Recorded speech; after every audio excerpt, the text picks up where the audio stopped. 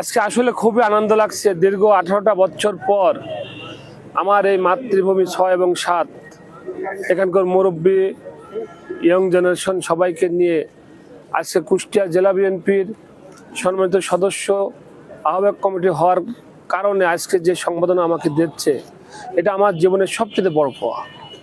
আমি মনে করি যে এনাদের দোয়া এবং এনাদের ভালোবাসা ছিল বলে আজকে আমি এতদূর আগাতে পারছি। আশা করি আগামী দিন এনাদেরকে সাথে নিয়ে শহীদ জিয়া রহমানের আদর্শ ভিত্তিক দল জাতীয়তাবাদী বাংলাদেশ জাতীয়তাবাদী দল বিএনপির পতাকলে থাকব এবং শহীদ জিয়া রহমানের যে 29 দফা ছিল সেই দফাগুলো বাস্তবায়ন করার জন্য আমি আজীবন চেষ্টা করব কাজ করার জন্য সততার সাথে। পাশাপাশি আজকে যারা এখানে উপস্থিত, আজকে শহীদ জিয়া রহমানের দলের অন্তর্ভুক্ত যারা এখানে উপস্থিত হয়েছে, আমাদের যুবদল, ছাত্রদল, মূল দল এবং অঙ্গ সংগঠন সহ স্বেচ্ছাসেবক সহ সকলের প্রতি আমার অনুরোধ, সেটা হচ্ছে যে আদর্শবান নীতিবান একজন কর্মী হতে হবে। নেতা হওয়ার দরকার নাই, কিন্তু একজন যদি আদর্শবান এবং একজন যদি আদর্শ নীতিবান যদি কর্মী হতে পারে, তাহলেই এই সমাজকে পরিবর্তন করা সম্ভব হবে। সম্মানিত সভাপতি, আহ্বায়ক এবং সদস্য সচিব তাদের নির্দেশনায় সদর থানা সহ বিভিন্ন থানা ইউনিট, উপজেলা ইউনিট এবং পৌর ইউনিটগুলো নতুন করে কমিটি আসবে। সেই কমিটিতে আমি মনে করি যারা দীর্ঘদিন ত্যাগী নেতা আছে, সেই ত্যাগী নেতাদেরকে মূল্যায়ন করা হবে। আশা করি আমাদের নেতা দেশরত্ন তারেক রহমান উনি যে নির্দেশনা দিচ্ছে যে নেতৃত্বে এমন একটা জিনিস থাকবে, মিছিলের শেষ প্রান্তে যে ব্যক্তি, যে কর্মী থাকবে সেও একদিন নেতা হবে।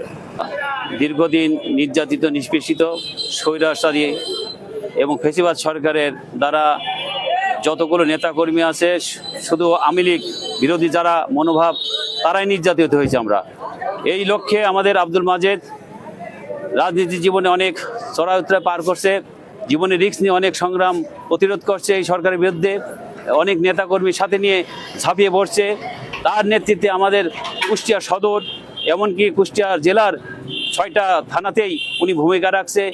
এই লক্ষ্যে আমাদের কৃতি সন্ধান কবুরহাটের 6 এবং 7 সাবেক কবুরহাট দোস্তপাড়া গ্রামের কৃতি সন্ধান হিসেবে আমরা তাকে সম্বর্ধনা দেওয়ার জন্য একমত হই এবং আমাদের 2টো ওয়ার্ড মিলে সবাই সম্মতিক্রমে এক হয়ে আমরা তাকে সম্বর্ধনা অনুষ্ঠান দিচ্ছি বা তাকে সম্মানিত করছি। এইটা আমার মনে করছি যে সম্মানের উপযুক্ত, এই জন্য আমরা তাকে সম্মানিত করলাম। আমার নাম মোহাম্মদ শাহিদুল ইসলাম বিশ্বাস, কবুরহাট, আমার নিবাস বটতল ইউনিয়ন, যুগ্ম আহ্বায়ক বিএনপি, বটতল ইউনিয়ন বিএনপি যুগ্ম আহ্বায়ক জনাব আব্দুল মাজেদ।